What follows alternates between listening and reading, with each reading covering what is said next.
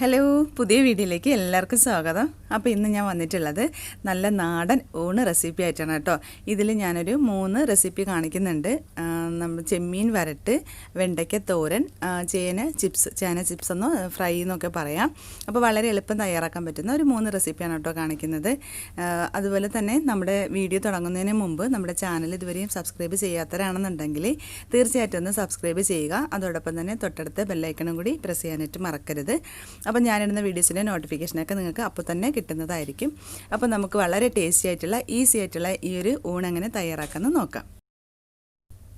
അപ്പോൾ ആദ്യം നമുക്ക് ചെമ്മീൻ വരട്ട് റെഡിയാക്കാം. ചെമ്മീൻ വരട്ടെന്നോ ചെമ്മീൻ ഉലർത്തിയതോ എന്നൊക്കെ വിളിക്കാം കേട്ടോ, ഏത് പേര് വേണമെങ്കിലും വിളിക്കാം. അപ്പോൾ ഞാനിവിടെ 1 കിലോ ചെമ്മീനാണ് എടുത്തിരിക്കുന്നത്. അപ്പോൾ ഷോപ്പിൽ നിന്ന് വാങ്ങിയ സമയത്ത് തന്നെ ഞാൻ നന്നായിട്ട് ക്ലീൻ ചെയ്താണ് വാങ്ങിയത്. അപ്പോൾ എൻ്റെ പുറത്തെ വേസ്റ്റൊക്കെ കളഞ്ഞ് നല്ലതുപോലെ ക്ലീനാക്കി എടുത്തിട്ടുണ്ട്. അത്യാവശ്യം വലിയ ചെമ്മീനാണ് കേട്ടോ, 1 കിലോ ചെമ്മീനാണ്. അപ്പോൾ നമുക്ക് ഇത് റെഡിയാക്കി എടുക്കാം. അപ്പോൾ നമ്മുടെ ചെമ്മീൻ റെഡിയാക്കാൻ വേണ്ടിയിട്ട് ഒരു ചട്ടിയിലേക്ക് 3 ടേബിൾ സ്പൂൺ വെളിച്ചെണ്ണ ഒഴിച്ചു കൊടുത്തിട്ടുണ്ട്. അതിലേക്ക് 2 വറ്റൽമുളക്, 1 തണ്ട് കറിവേപ്പിലയും കൂടി ചേർത്തൊന്ന് ഫ്രൈ ആക്കി എടുത്തിട്ടുണ്ട്. ഇനി ഇതിലേക്ക് ഞാനൊരു 3 സവാളയാണ് ചേർത്ത് കൊടുക്കുന്നത്. അത്യാവശ്യം വലിപ്പമുള്ള 3 സവാളയാണ് കേട്ടോ, ഇതുപോലെ ചെറുതായിട്ട് കനം കുറഞ്ഞ് അരിഞ്ഞെടുത്തതാണ്. അതും കൂടി ചേർത്ത് കൊടുത്തതിന് ശേഷം ഒരു 3 പച്ചമുളക് 2ആയിട്ട് കട്ട് ചെയ്തതും കൂടി ചേർത്ത് കൊടുക്കുന്നുണ്ട്.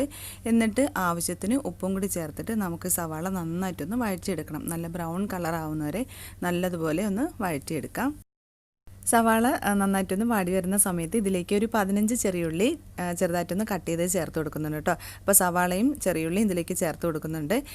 ചെറിയുള്ളി ഉണ്ടെന്നുണ്ടെങ്കിൽ തീർച്ചയായിട്ടും ചേർത്ത് കൊടുക്കണം കേട്ടോ, കുറച്ചൊരു ടേസ്റ്റ് കൂടുതലാണ്. അപ്പോൾ അതും കൂടി ചേർത്ത് കൊടുത്തിട്ട് നന്നായിട്ടൊന്ന് വഴറ്റിയെടുക്കാം.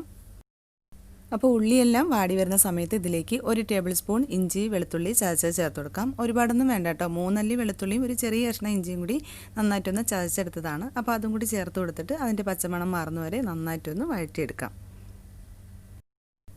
അപ്പോൾ ഉള്ളിയെല്ലാം വഴണ്ട് വരുന്ന സമയത്ത് ഇതിലേക്ക് ഞാൻ കുറച്ച് തേങ്ങാക്കൊത്ത് ചേർത്ത് കൊടുക്കുന്നുണ്ട്.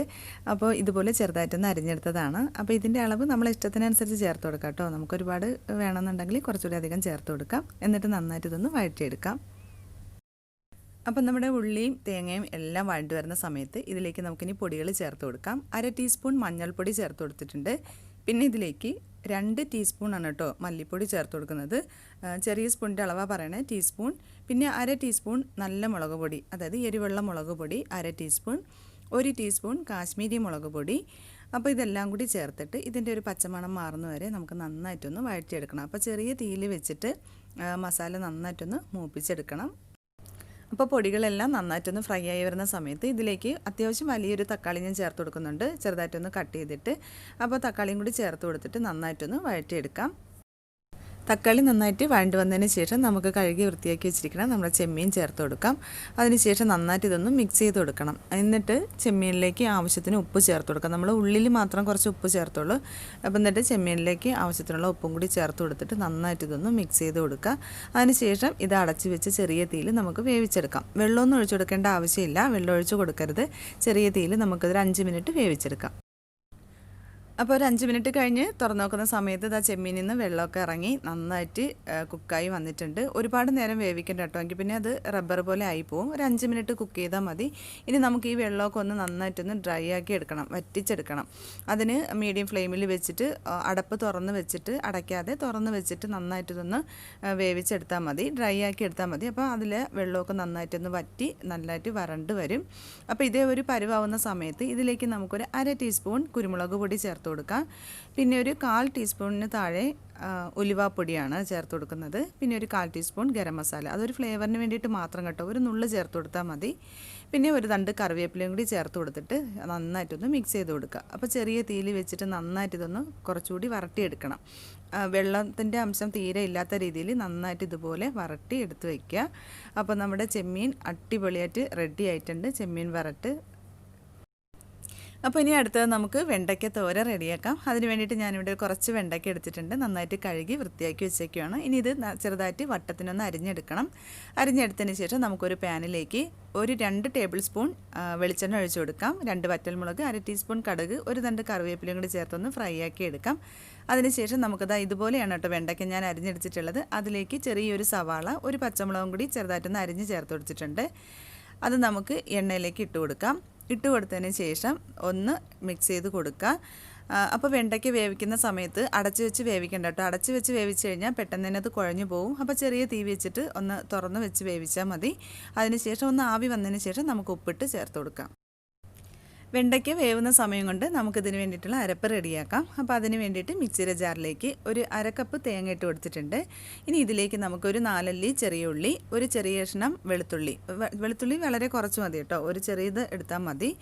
അത് ഇട്ട് കൊടുത്തതിന് ശേഷം ഒരു 1/4 ടീസ്പൂൺ മഞ്ഞൾപ്പൊടി, പിന്നെ ഒരു 1/4 ടീസ്പൂൺ ചെറിയ ജീരകം, പിന്നെ ഇതിലേക്ക് ഞാൻ കുറച്ച് കറിവേപ്പിലയും കൂടി ചേർത്ത് കൊടുക്കുന്നുണ്ട് കേട്ടോ. കറിവേപ്പിലയും കൂടി ചേർത്തതിന് ശേഷം ഒന്ന് ക്രഷ് ചെയ്തെടുത്താൽ മതി. തോരനായതുകൊണ്ട് ഒരുപാട് അരയ്ക്കേണ്ട ആവശ്യമില്ല. ഒന്ന് ക്രഷ് ചെയ്തെടുക്കുക. അപ്പോൾ ഇതുപോലെ നമുക്ക് അരച്ചെടുത്ത് മാറ്റി വയ്ക്കാം. ഇനി നമുക്ക് വെണ്ടയ്ക്കയിൽ ആവശ്യത്തിന് ഉപ്പിട്ട് കൊടുക്കാം. ഉപ്പിട്ട് കൊടുത്തതിന് ശേഷം ഒന്ന് മിക്സ് ചെയ്ത് കൊടുക്കുക. ഇനി നമുക്ക് അരച്ച് വെച്ചിരിക്കുന്ന അരപ്പും കൂടി ഇതിലേക്ക് ചേർത്ത് കൊടുക്കാം. അരപ്പ് ഇട്ട് കൊടുത്തതിന് ശേഷം പെട്ടെന്ന് തന്നെ മിക്സ് ചെയ്യേണ്ട ആവശ്യമില്ല. ഇതൊന്ന് 2 മിനിറ്റ് ചെറിയ തീയിലൊന്ന് അടച്ച് വയ്ക്കുക. അരപ്പിൽ നന്നായിട്ടൊന്ന് ആവിയേറിയതിന് ശേഷം മാത്രം വെണ്ടയ്ക്കയിലിട്ട് മിക്സ് ചെയ്ത് കൊടുത്താൽ മതി. അപ്പോൾ ഒരു 2 മിനിറ്റ് കഴിഞ്ഞതിന് ശേഷം നമുക്കിത് തുറന്ന് നോക്കാം. അപ്പോൾ അത് വെണ്ടയ്ക്കയിൽ നന്നായിട്ട് ആവിയൊക്കെ വന്നിട്ടുണ്ട്. ഇനി ഇത് നല്ലതുപോലെ ഒന്ന് മിക്സ് ചെയ്ത് കൊടുക്കാം. അപ്പോൾ മിക്സ് ചെയ്ത് ചെറിയ തീ വെച്ചിട്ട് നന്നായിട്ടൊന്ന് മിക്സ് ചെയ്ത് കൊടുത്താൽ മതി. ഇനി ഒരുപാട് നേരം കുക്ക് ചെയ്യേണ്ട ആവശ്യമൊന്നുമില്ല. ഒന്ന് ഡ്രൈ ആക്കി എടുത്താൽ മാത്രം മതി. അപ്പോൾ നമ്മുടെ വെണ്ടയ്ക്ക ഒന്ന് പൊട്ടിപ്പോവോ കുഴഞ്ഞു പോവോ ഒന്നും ചെയ്തിട്ടില്ല. നല്ല പെർഫെക്റ്റായിട്ട് കിട്ടിയിട്ടുണ്ട്. ഇപ്പോൾ വളരെ ഈസി ആയിട്ട് തയ്യാറാക്കാൻ പറ്റുന്ന നല്ല ടേസ്റ്റ് ആയിട്ടുള്ള ഒരു തോരനാണ് കേട്ടോ വെണ്ടയ്ക്ക തോരൻ. ചെയ്ത് നോക്കാത്തവരുണ്ടെന്നുണ്ടെങ്കിൽ തീർച്ചയായിട്ടും ഒന്ന് ട്രൈ ചെയ്ത് നോക്കുക. അപ്പോൾ നമ്മൾ അടിപൊളിയായിട്ട് വെണ്ടയ്ക്ക തോരൻ റെഡിയായി. ഇനി നമുക്കിതൊരു ബൗളിലേക്ക് മാറ്റാം. ഇനി നമുക്ക് ചേന ഫ്രൈ ചെയ്തെടുക്കാം. ചേന ഫ്രൈ ആണ്. അപ്പോൾ വലിയൊരു കഷ്ണം ചേന എടുത്തിട്ടുണ്ട്. നന്നായിട്ട് കഴുകി വൃത്തിയാക്കിയതിന് ശേഷം ഇതുപോലെ ചെറിയ സ്ക്വയർ പീസാക്കി കട്ട് ചെയ്തിട്ടുണ്ട്. നന്നായിട്ട് കനം കുറച്ചാട്ടോ അരിഞ്ഞു വെച്ചിരിക്കുന്നത്. നല്ലതുപോലെ കനം കുറച്ച് അരിഞ്ഞെടുക്കണം. അല്ലാന്നുണ്ടെങ്കിൽ നല്ല ക്രിസ്പി ആയിട്ട് നമുക്ക് കിട്ടത്തില്ല. അപ്പോൾ ഇതുപോലെ നന്നായിട്ടൊന്ന് കനം കുറച്ച് അരിഞ്ഞെടുക്കുക. ഇനി ഇതിലേക്ക് നമുക്ക് കുറച്ച് മസാലകൾ ചേർത്ത് കൊടുക്കേണ്ടതുണ്ട്. 1/2 ടീസ്പൂൺ മഞ്ഞൾപ്പൊടി, പിന്നെ എരിവുള്ള മുളക് പൊടി ഞാൻ ചേർക്കുന്നില്ല കേട്ടോ. ഇതിലേക്ക് ഞാൻ 1 ടീസ്പൂൺ കാശ്മീരി മുളക് പൊടിയാണ് ചേർത്ത് കൊടുക്കുന്നത്. പിന്നെ 1/2 ടീസ്പൂൺ ഗരം മസാല കൂടി ചേർത്ത് കൊടുക്കുന്നുണ്ട്. ആവശ്യത്തിന് ഉപ്പും കൂടി ഇട്ട് കൊടുക്കാം. പിന്നെ ഇതിലേക്ക് ഒരു തണ്ട് കറിവേപ്പിലയും കൂടി ചേർത്ത് കൊടുത്തതിന് ശേഷം കൈകൊണ്ട് നന്നായിട്ടൊന്ന് തിരുമ്മി മസാല എല്ലാം ചേനയിലിട്ട് നന്നായിട്ടൊന്ന് പിടിപ്പിച്ചെടുക്കുക. നല്ലതുപോലെ മിക്സ് ചെയ്തെടുക്കുമ്പോഴത്തേക്ക് നന്നായിട്ട് ചേനയിൽ നല്ലതുപോലെ മസാല പിടിച്ച് കിട്ടും. അപ്പോൾ ഇതുപോലെ റെഡിയാക്കി നമുക്ക് മാറ്റി വയ്ക്കാം. ഇനി നമുക്ക് ചേന ഫ്രൈ ചെയ്തെടുക്കാം. അപ്പോൾ അതിന് വേണ്ടിയിട്ട് ഒരു പാനിലേക്ക് 3 ടേബിൾ സ്പൂൺ ഓയിൽ ഒഴിച്ച് കൊടുത്തിട്ടുണ്ട്. ഓയിൽ നന്നായിട്ടൊന്ന് ചൂടായി വരുന്ന സമയത്ത് നമുക്ക് അരിഞ്ഞു വെച്ചിരിക്കുന്ന ചേന ഇതിലേക്ക് ചേർത്ത് കൊടുക്കാം.